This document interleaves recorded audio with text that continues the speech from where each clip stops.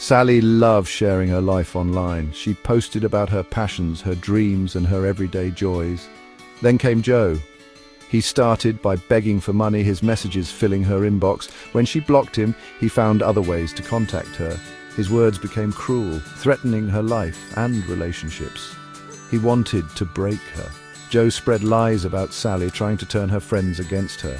He was relentless, a dark cloud following her every move online. Fear took root in Sally's heart. She felt alone, trapped in a nightmare of Joe's making.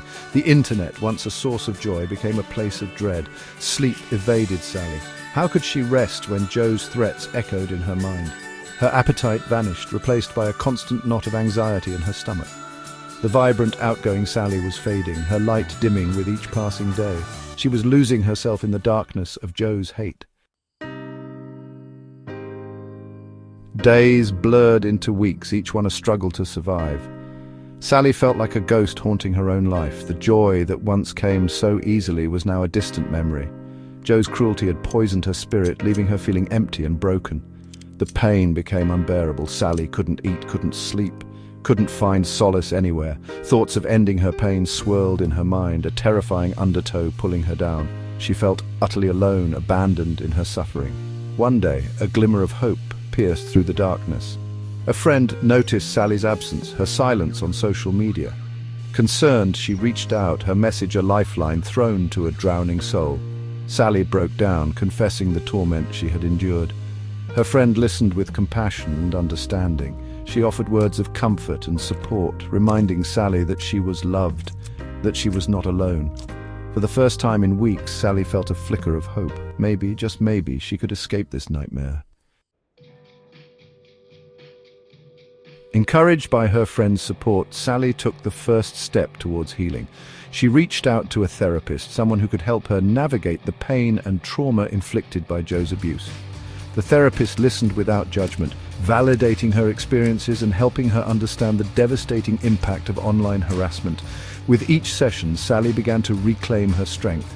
She learned about the psychology behind online bullies like Joe, recognizing that their cruelty stemmed from their own insecurities and unhappiness. This realization was empowering.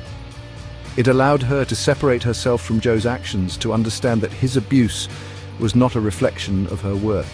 The therapist taught Sally coping mechanisms to deal with the anxiety and fear that Joe had instilled in her. She practiced mindfulness, focusing on the present moment instead of dwelling on the past or worrying about the future. She reconnected with her passions, rediscovering the activities that brought her joy and reminded her of her own strength. As Sally healed, she found the courage to return to the online world, but this time she was armed with knowledge, self-awareness, and an unyielding support system. Her true friends, the ones who genuinely cared about her, welcomed her back with open arms. They had seen Joe's true colors and rallied around Sally, offering unwavering support. Joe predictably tried to bait Sally again, his words dripping with the same venom, but this time Sally refused to engage. She had learned that silence is often the most powerful weapon against hate. She didn't need to defend herself or justify her worth to someone who thrived on negativity. Ignoring Joe, Sally focused on her own happiness. She shared her story, inspiring others to stand up to online harassment. She rediscovered the joy in connecting with others, her laughter ringing out as a testament to her resilience. Joe, meanwhile, remained trapped in his own misery, his attempts to hurt Sally falling on deaf ears. Sally's triumph was complete. She had found her voice, her strength, and her joy, leaving Joe alone in the shadows.